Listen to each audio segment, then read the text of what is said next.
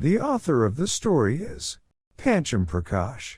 Neelish, that's why I didn't want to take posting in the village. It's a good shortcut. Then don't know why people were refusing to go from here.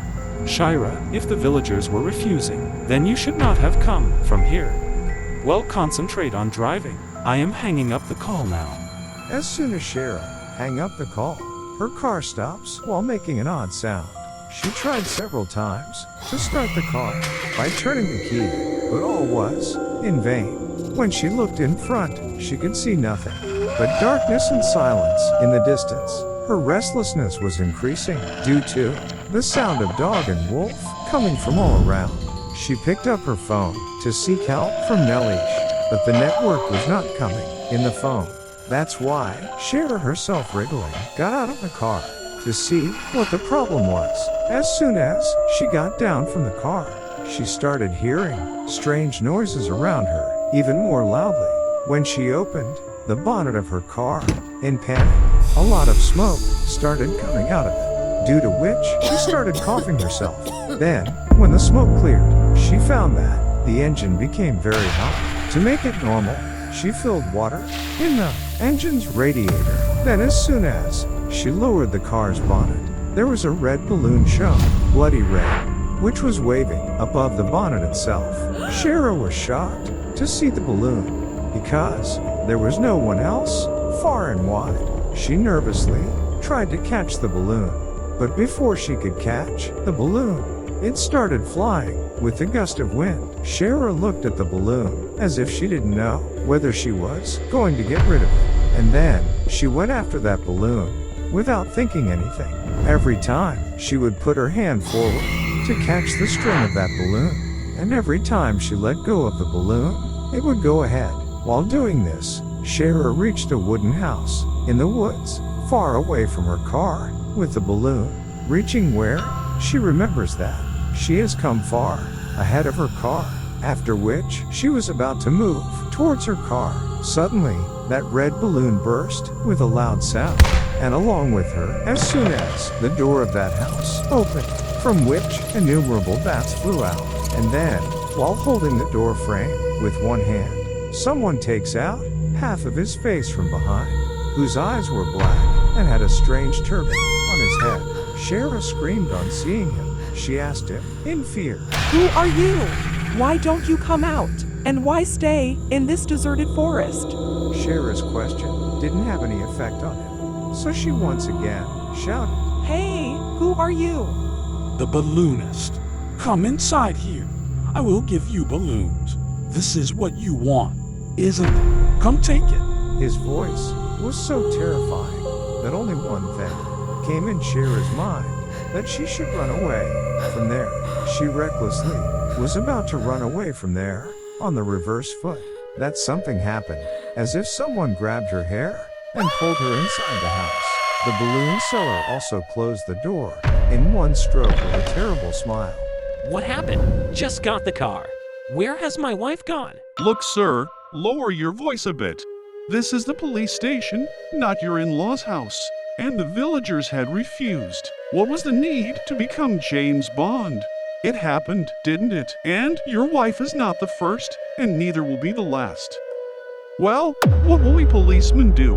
In the case of ghosts, isn't it sham law? Yes, sir. Still, we will try, but until date, no one is found. Then who is your wife?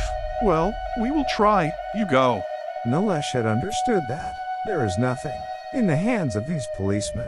Moreover, whatever he heard in questioning the villagers, he understood that there was something in that path, which is very strange. Neelish was modern, but he also believed in things like ghosts. So he started investigating about this place on the internet as well. Then a notification came on his mobile. The great ghost hunter wants to quit hunting. Neelish had only heard about ghost hunting till date, but after reading the story of that ghost hunter, he was convinced that he may or may not be the only one who can help him in finding his wife Shira. That's why he went far away from that village towards the mountains to find the ghost hunter, about whom he only knew that he lives somewhere in Himachal. But it is said that the thirsty find the pond. Similarly, Nilesh also found the address of that ghost hunter. That ghost hunter couple lives in the corner of a hill, away from the crowd of Himachal. As soon as Nilesh reached there, a middle-aged man said, You have come, Nilesh. I told Mr. and Mrs. Carls you will find out their address. How do you know my name? I know a lot more, Nilesh, because I am a soul. Don't worry, Charles' universe has many more unique specimens like me. The pot you are holding at the moment is actually cursed. Oh, relax. If it breaks, then he will be free, and he is not even innocent like me. If you all know, then also tell where my wife is. Nilesh, they only know those who are looking for us. Don't expect too much from this mischievous soul, and don't roam around like this, otherwise I will imprison you again. As soon as Mr. Charles said this, that soul disappeared. Charles also took Nilesh inside his house, which was not at all like the house of a normal person. Every corner of it, every single thing kept there, was saying that this house belongs to a ghost hunter only. As soon as he reaches inside, Charles says to Nilesh, I know we should respect other religions, whether we believe in them or not. Similarly, you should stay away from ghosts, vampires, or any paranormal things. It doesn't matter if you believe in ghosts or not. Shira should not have gone that way, but she went even after people refused. Mr. Charles, everyone is saying this. That's why I have come to you. You please save her. On this matter of Nilesh, Charles turned his eyes and said, Sorry, but we have left the ghost hunting. Now you can go. Don't say that. You are my last hope. Oh, Nilesh, you do not even know whether she will be alive or not. Then why do you want to lose your life? Forget her. Mr. Charles, would you be able to say this to yourself? If I was in trouble, no right.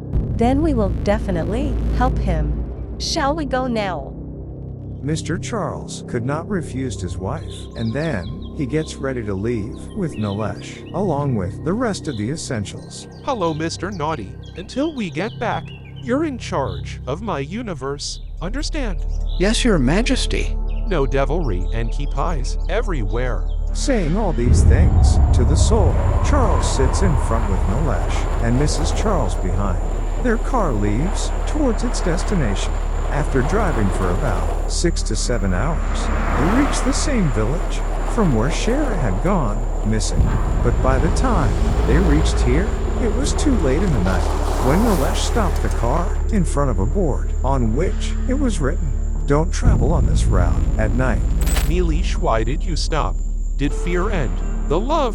Nilesh did not say anything on this matter of Charles. Instead, he took the car inside. While whining, he stopped his car right near Shira's car. There everything was like the same night, the same silence, the same darkness, and the same strange sounds of animals. But they could not see or feel anything like that, so that they could find Shira.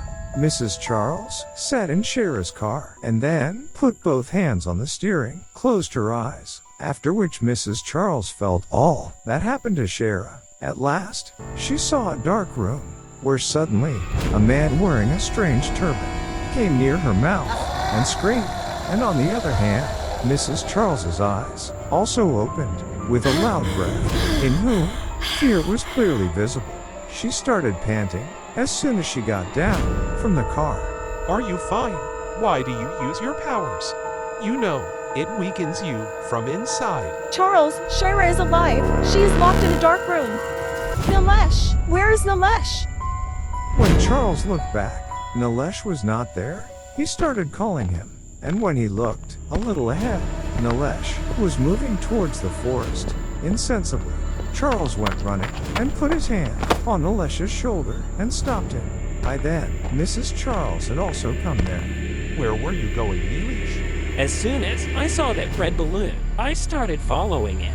There were balloons in that room too. May or may not. All these things have something to do with the balloon.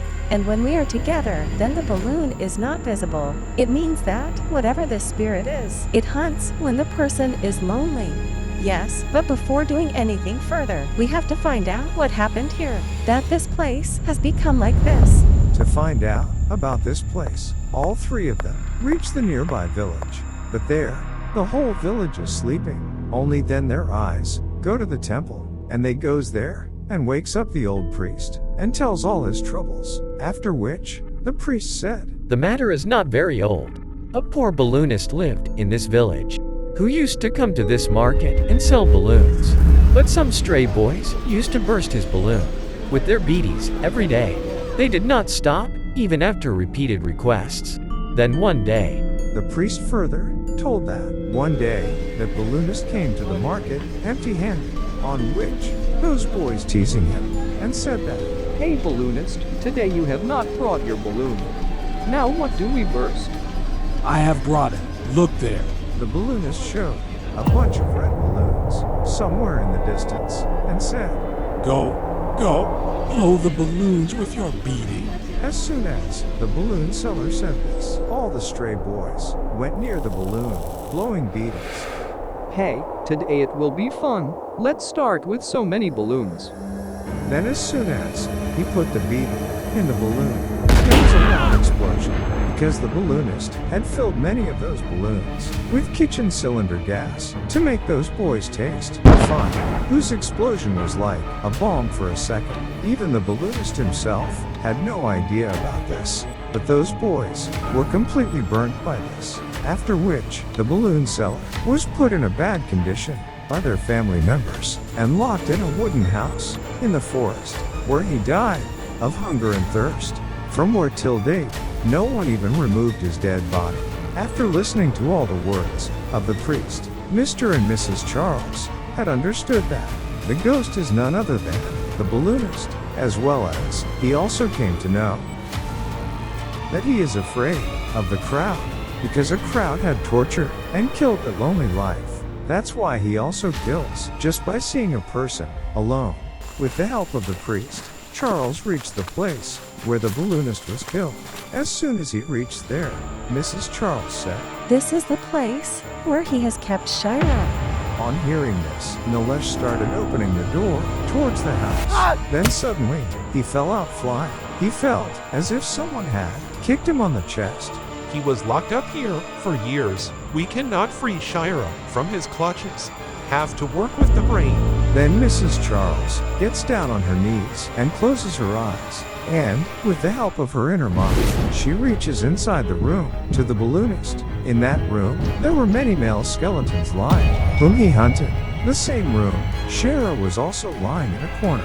As soon as Mrs. Charles moved towards her, the balloonist attacked her. But nothing happened to Mrs. Charles, because that's not her. It was her soul. But how could anyone harm the soul? Who are you? Why have you come here? This is my place, where I kill people, the way I was killed, hungry in agony. Leave Shira. You will get nothing by killing her. Why should I leave? No one has left me. They left me to die in agony. Don't worry about her, but at least worry about the child growing in her womb. I also had a son, and he had no one except me. Still, everyone left me here to die without thinking what would happen to my son. Your son was not, but still is, here with the priest outside. Your son begs at temples, but if you leave Shira, he can give your son a good life. It was the priest who told them all about the son of the balloon seller, and Mr. Charles had also seen many emotional cases in his ghost hunting career. That's why they adopted the same trick here too, but the balloonist could not believe her, after which Mrs. Charles said, Look, it is not a big deal for us to finish you. But if you agree, then your son will get a new life. As soon as she said this, Mrs. Charles showed the balloonist a glimpse of her son, and then Mr. Charles came in. Then, with the help of his tantra spells, as well as his ghost-catching tricks, captured the balloonist's soul in a bottle. Nilesh immediately ran towards the hospital, with Shira and took the balloon seller's son along with him. Mr. and Mrs. Charles had also left there on foot, and when they reached the board where it was forbidden to come on this way, so Mrs. Charles uprooted that board. What is your intention, Mrs. Charles? The intention is clear. Now we are waiting for a new case.